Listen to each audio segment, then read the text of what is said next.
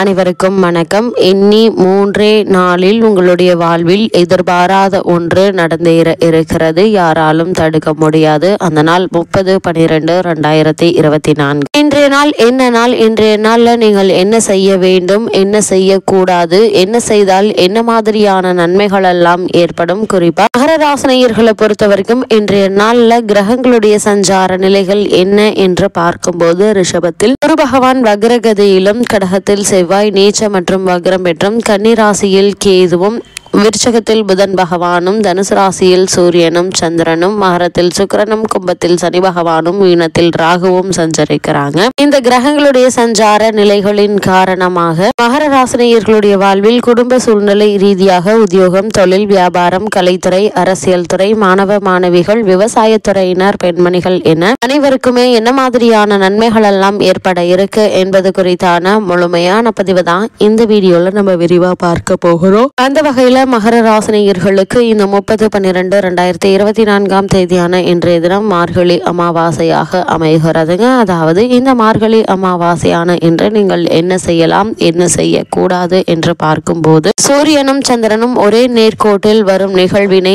அமாவாசை நாள் என்கின்றோம். ஜோதிட சாஸ்திரத்தின்படி சூரிய பகவான் தந்தை உறவுக்குரிய கிரகமாகவும், சந்திரன் தாய் தொடர்பான உறவுக்கு காரணமாக கருதப்படுகிறார். இதனால் இந்த இரு கிரகங்களும் நேருக்கு நேர் சந்திக்கும் நாளில் முன்னோர்களை நினைத்து வழிபடுவதால் பித்ருலோகத்தில் இருக்கும் அவர்களுக்கு நற்கதி கிடைக்கும் என்பது ஐதீகம். அமாவாசை அன்று தர்ப்பணம் கொடுத்து வழிபட முடியாவிட்டாலும் முன்னோர்களை நினைத்து எள்ளும் தண்ணீரும் கண்டிப்பாக இறைக்க வேண்டும். அது மட்டுமில்லாமல் தெய்வங்களை வழிபடுவதற்கு எத்தனையோ விரத நாட்கள் இருந்தாலும் முன்னோர்களை வழிபட்டு அவர்களின் ஆசியை பெறுவதற்கு உரிய நாளாக அமாவாசை மட்டுமே கருதப்படுகிறது. மற்ற விரத நாட்களுக்கு எப்படி விரத முறைகள் உள்ளதோ அதே போல் அமாவாசை நாளில் சில விஷயங்களை கண்டிப்பாக செய்ய வேண்டும், சில விஷயங்களை கண்டிப்பாக தவிர்க்க வேண்டும் என்ற விதிமுறை உண்டு. மார்கழி அமாவாசை நாளில் என்னென்ன விஷயங்களை செய்யலாம், அவற்றை எல்லாம் தவிர்க்க வேண்டும் என்பதை தெரிந்து கொள்ளலாம். அந்த வகையில் இந்த மார்கழி அமாவாசையினுடைய சிறப்பு என்ன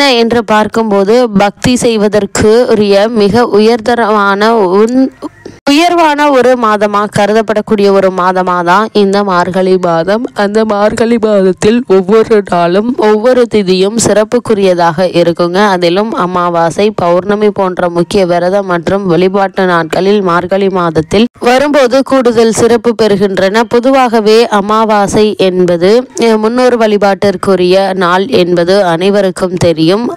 ஆனால் மார்கழி மாதத்தில் வரும் அமாவாசைக்கு தனி சிறப்பு உண்டு. அதிலும் இந்த ஆண்டு வரும் மார்கழி அமாவாசை 2024 ஆண்டின் முதல் அமாவாசையாக அமைகிறது. மார்கழி அமாவாசையில் நம்முடைய முன்னோர்களுக்கு மட்டுமல்ல, அகால மரணம் அல்லது துர்மரணம் அடைந்தவர்களுக்கு மார்கழி அமாவாசை அன்று தர்ப்பணம் கொடுத்து வழிபட்டால் அந்த ஆத்மாக்கள் துன்பப்படாமல் வைகுண்ட பதவியை அடையும் என்பது நம்பிக்கை. அது மட்டுமல்ல, மார்கழி அமாவாசையில் இறந்த நம்முடைய முன்னோர்களுக்கு தர்ப்பணம் கொடுத்து வழிபட்டால் நம்முடைய பல தலைமுறைக்கு இருக்கும் பித்ருதோஷம் நீங்கும். இந்த நாளில் விரதம் இருந்து வழிபட்டால் பித்ருதோஷம் நீங்கும்.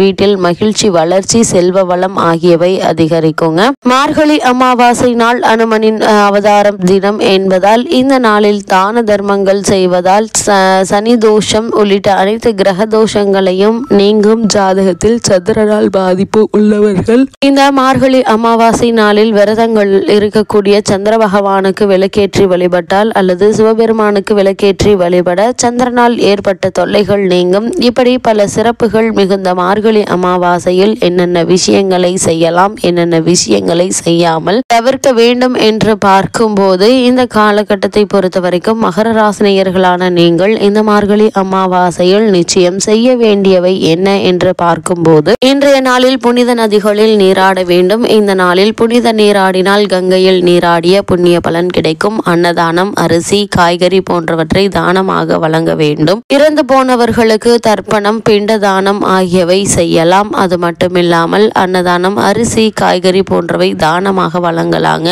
காகம், பசு போன்ற உயிரினங்களுக்கு உணவு அளிக்க வேண்டும். முன்னோர்களை நினைத்து அன்னதானம் உள்ளிட்ட தான தர்மங்களை செய்ய வேண்டும். அரச மரத்தடியில் நல்லெண்ணெய் தீபம் ஏற்றி வழிபடுவதால் சனி தோஷம் உள்ளிட்ட கிரக தோஷங்கள் விலகும்.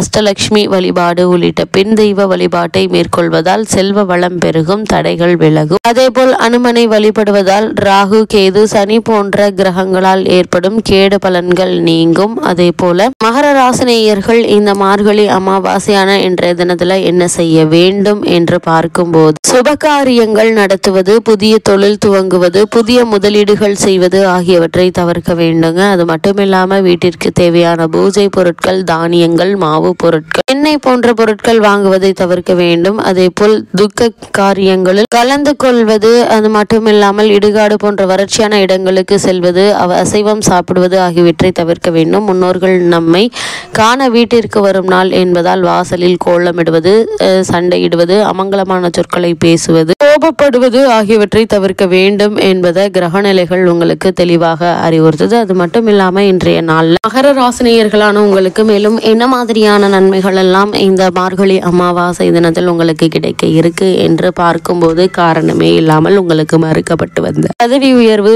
ஊதிய உயர்வு, உத்தியோகத்தில் கிடைக்க வேண்டிய சலுகைகள், உங்களுடைய பொருளாதார முன்னேற்ற சார்ந்தான பல விஷயங்கள் ஆகியவை தாமதப்பட்டு வந்த நிலையில அவை உங்களுக்கு கிடைக்க இருக்குது. குறிப்பா திருமண சம்பந்தமான முயற்சிகளை மேற்கொண்டு வரும் மகர ராசினருக்கு சிறு முயற்சியிலேயே நல்ல ஒரு வரன் அமைய இருக்குதுங்க. இருந்தாலும் கூட உங்களுக்கு 7.5 சனி முழுமையாக நிறைவடையாமல் இருப்பதால் வரனை பற்றி தீர விசாரித்து ஆராய்ந்து அதற்கு பிறகு அதற்கான முயற்சிகளை மேற்கொள்வது நல்லது. இந்த காலகட்டத்தை பொறுத்த வரைக்கும் தொழில் மற்றும் வியாபாரம் செய்பவர்களுக்கு நிதி நிறுவனங்களுடைய ஒத்துழைப்பும் அரசாங்க ஆதரவும் கிடைக்குங்க. முதலீடு சம்பந்தமான விஷயங்கள்ல அகலக்கால் வைக்க வேண்டாங்க. அது மட்டும் இல்லாம முதலீடு சம்பந்தமான விஷயங்களை மேற்கொள்ள வேண்டும் என்ற நிலையில் முன் அனுபவம் உள்ளவர்களிடம் ஒரு முறைக்கு 2 முறை ஆலோசனை பெற்று அதற்கு பிறகு அதற்கான முயற்சிகளை மேற்கொள்வது மிக மிக நல்லது என்பதை கிரகநிலைகள் மீண்டும் மீண்டும் அறிவுறுத்துதுங்க. இந்த காலகட்டத்தை பொறுத்த வரைக்கும் நீங்கள் என்ன மாதிரியான முயற்சிகளை மேற்கொண்டாலும் அவற்றில் வெற்றி கிடைத்தாலும் கூட சிறு சிறு தடங்கல்கள், தாமதங்கள் ஏற்படுவதற்கான வாய்ப்புகள் இருக்கு. அதனால் எல்லா விஷயத்திலும் சற்று எச்சரிக்கையாகவும் கவனமாகவும் இருப்பது அவசியங்க. மாணவ மாணவிகள் சக மாணவ மாணவிகளுடன் பழகும் போது கவனமாக இருங்க. இன்றைய கல்விதான் நாளை எதிர்காலம் என்பதை மனதில் நிறுத்தி அதற்கான முயற்சிகளை மட்டும் மேற்கொள்வது நல்லது. தேவையில்லாமல் இந்த விஷயத்திலையும் மேற்கொள்ள வேண்டாம் என்பதை கிரகநிலைகள் மீண்டும் மீண்டும் உங்களுக்கு அறிவுறுத்துதுங்க. மகர ராசி நேயர்களுக்கு இந்த மார்கழி மாத அமாவாசையில் இவ்வளவு நாட்களாக உங்களுடைய குடும்பத்தில் ஏற்பட்டு வரும் சண்டை சச்சரவுகள், பொருளாதாரத்தில் ஏற்படக்கூடிய பின்னடைவுகள், பித்ரு தோஷம் ஆகியவை இதன் காரணமாகவே அமைகிறது. அதனால் இன்றைய நாளில் பிறந்த முன்னோர்களுக்கு தர்ப்பணம் கொடுத்து அவர்களை வழிபடுவதன் மூலமாக உங்களுடைய வாழ்வில் ஏற்பட்டு கொண்டிருக்கும் அனைத்து இன்னல்களும் படிப்படியாக நீங்கி முன்னேற்ற பாதையில் நீங்கள் செல்ல பிறந்த ஒரு காலகட்டமா இந்த மார்கழி அமாவாசை அமைகிறதுங்க. அந்த வகையில மகர ராசினியர்களுக்கு கிரகநிலைகளின் ரீதியாக கூறப்படும் பரிகாரம் என்ன என்று பார்க்கும்போது, இன்றைய நாளில் பசுக்களுக்கு உணவளிப்பது எண்ணற்ற நன்மைகளை உங்களுடைய வாழ்வில் ஏற்படுத்தும்.